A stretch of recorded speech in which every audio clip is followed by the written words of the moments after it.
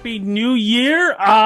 Before we even start, for folks who are watching this whole thing on Rudy Blair Entertainment Media, RudyBlairMedia.com, this is usually the background that I have.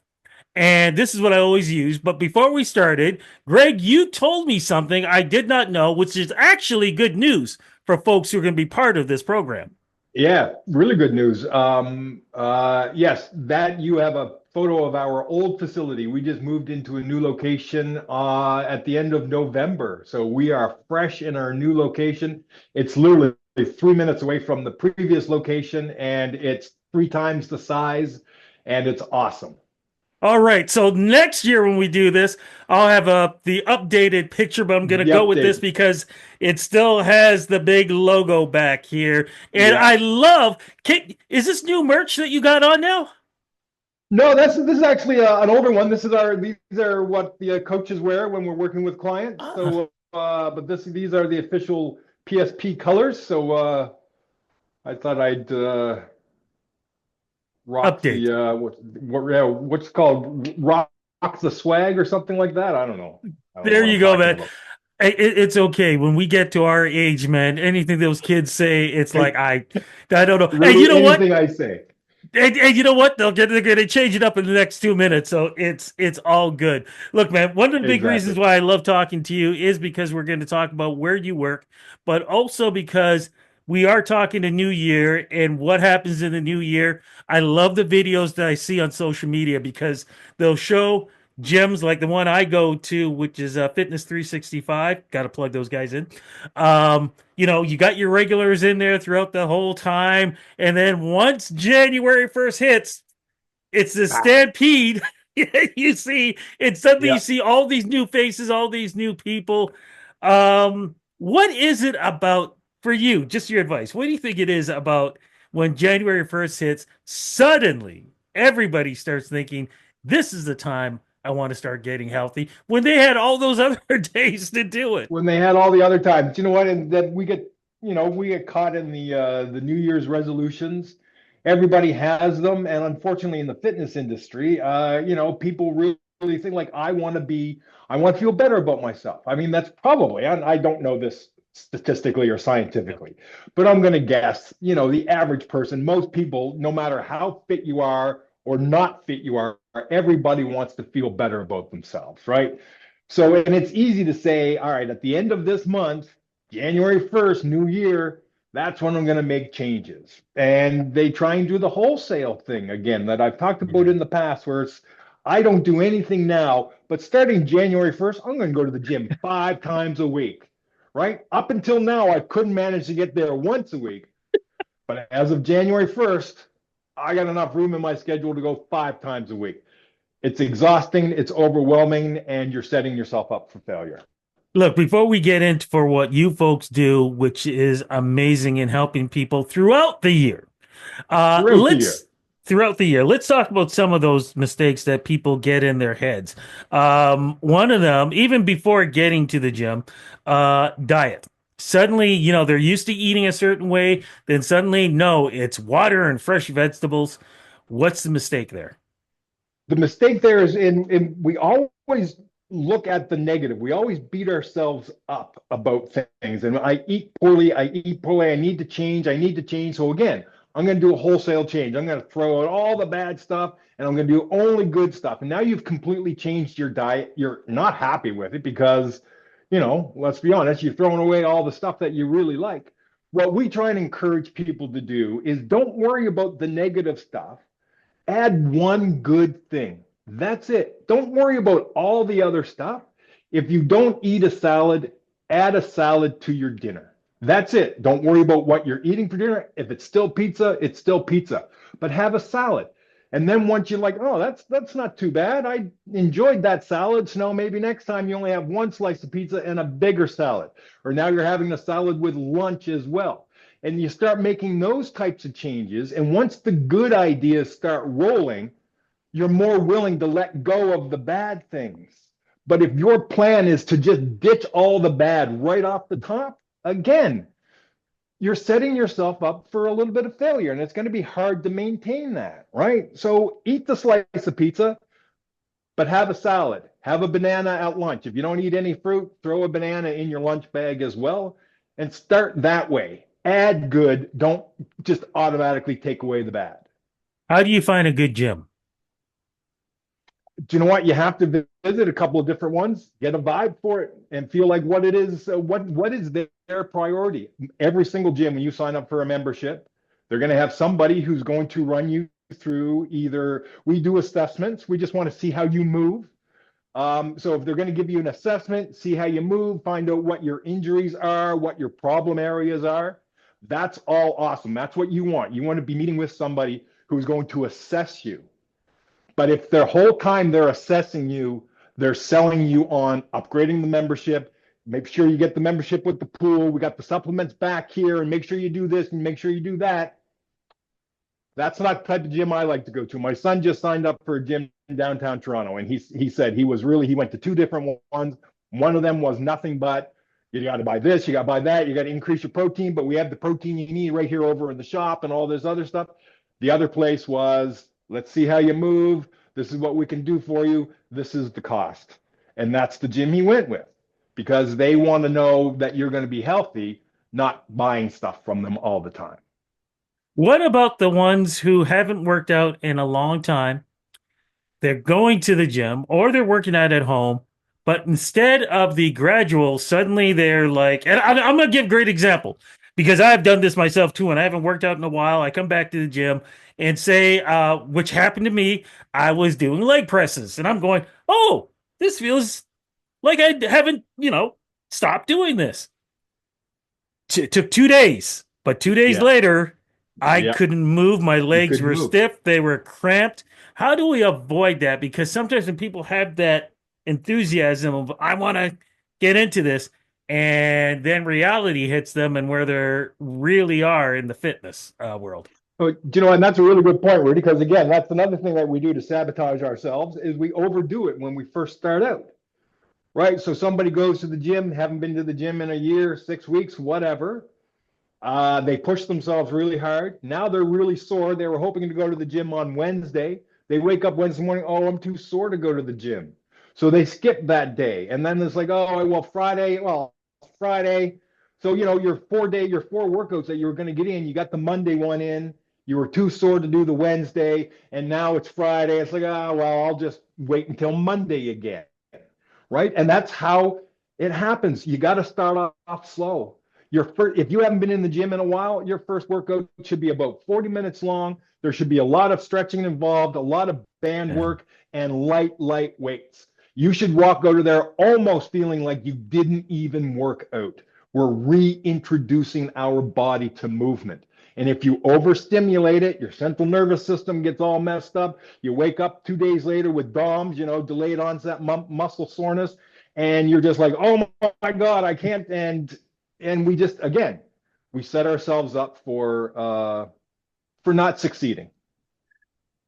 What about folks who get, and we talked about this, sometimes going to a gym can be intimidating. I know the Yeah. gym that I go to, they're great people. I love the folks who are there.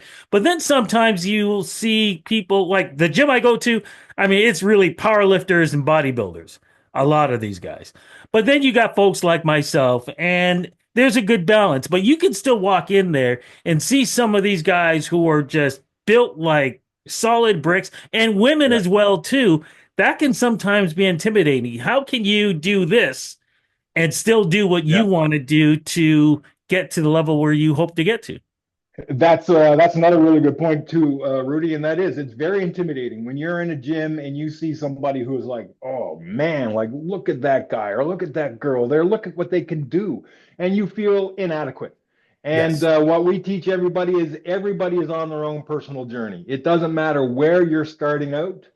And it doesn't matter what somebody else can or cannot do.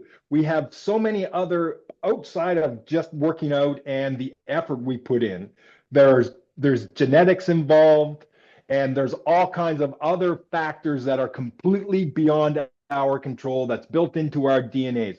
Some people are always going to have some kind of shape to their body. Some guys can't, like, there are some guys who can build a chest with minimal effort, and there are other people who are just like pounding away, and it's like, still got nothing.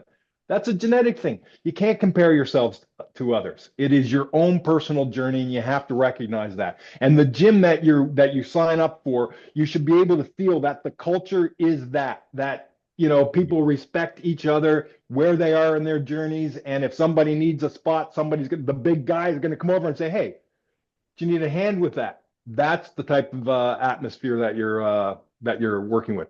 I'll tell you, we have a wide range of clients, and the most impressive ones to me are the older ones who come in and just give it everything they've got. And it doesn't matter that what they've got looks so much different than what a 25-year-old has. It's everything that they have. And if you're giving everything that you have, then you're doing the exact same thing as the person with the great big chest. They're giving it their all, you're giving it your all. You're the exact same. All right. Now, before we start talking about where you do your best work, one other question, which I love talking about, influencers. Yes, oh, it's terrible. Terrible. Go right into it because you know what I'm going to talk about on this, Yeah, man. yeah, no, you know what it is, Rudy? Social media it's been great for the fitness industry. I mean, there are people I follow and I learn from them, and I they do studies and stuff, and you can gain a lot of information.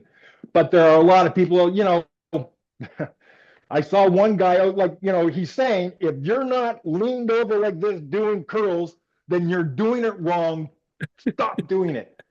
And then all the comments, well, I'm a personal trainer too, and you're not supposed to do that. And there's another guy saying, well, yes, but and it's just like it's exhausting, Rudy. It's Yeah. exhausting. Everybody's trying to make it seem like I know the secret. Yeah. There is no secret. It's consistency and hard work. That's it. That's the secret. There's not one specific exercise that's going to change your life. There's not an exercise that there are exercises that you should not be doing that you see some of these fitness influencers do. And they're Yes. encouraging people. So here's, I haven't been to the gym in 18 months, but now I'm going to try and see if I can put my leg up behind my knee and do a push up with my other arm, right? Because it's supposed to, ignite all the whatever in your body. And it's like, no, that you don't need to do all that stuff. You need to Yeah. do a push, a pull, and a squat. That's the secret. Let's get to what you guys do well, man. So I come to you and I say, hey, look, I haven't been in the gym for 2 years. I want to, get myself into shape. What do you guys do? Well, first thing we do, we're going to give you an assessment. We're going to see how your body moves. We're going to run you through a very basic workout so we can see how you move. What might, I can't do squats because this hurts. Well, it's okay. Well, we're going to get you to do a body squat so we can see how your body's moving when you do that squat.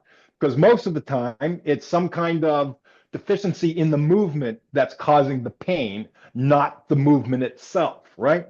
So we figure out, oh, okay, so you got this little, your knee caves in on the right side when you do a squat. So if we get your knees apart and we sort of push your hips out a little bit and then you do a squat, and you're like, oh, I didn't feel any pain on that.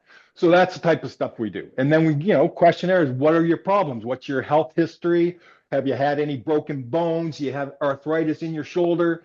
And then we take all that information and we build you a personalized, customized workout that's only yours and designed for your body type and what your goals are.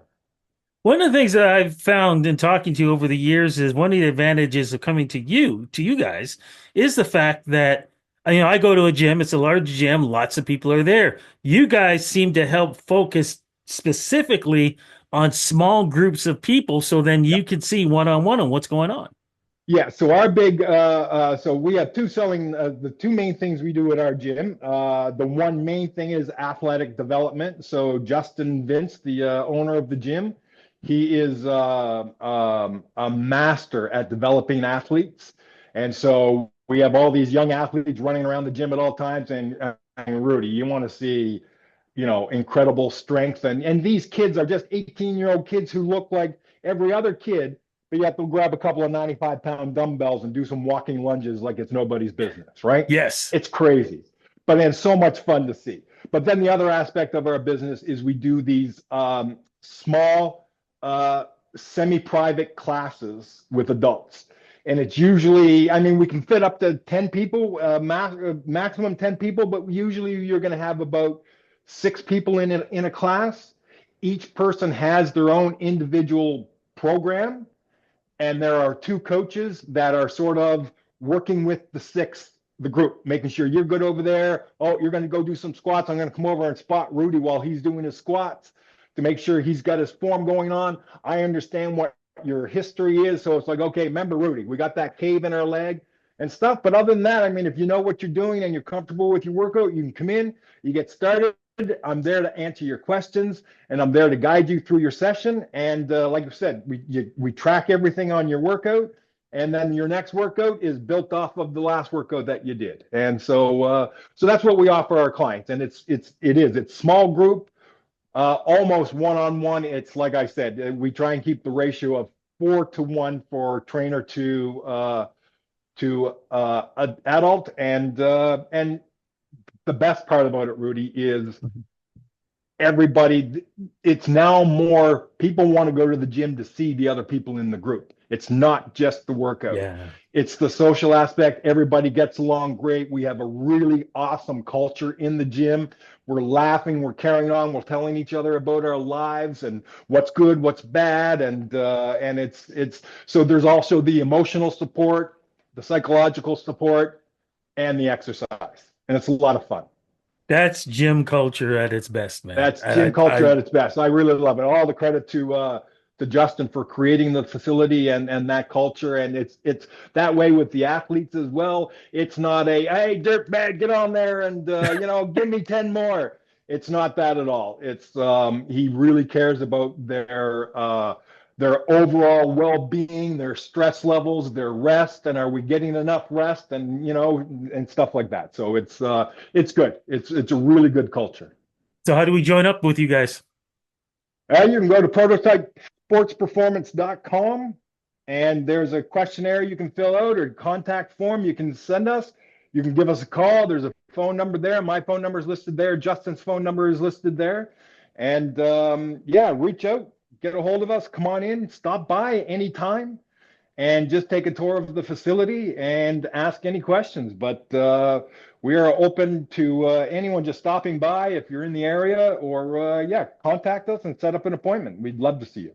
One last question. What advice can you give anybody out there who is starting that journey January 1st and not just starting it, but continuing it? Because that's also one of the most important aspects. You can't do it, which is the problem that I always see. Like I said, January 1st, it's like the gym is packed and I'm walking over people.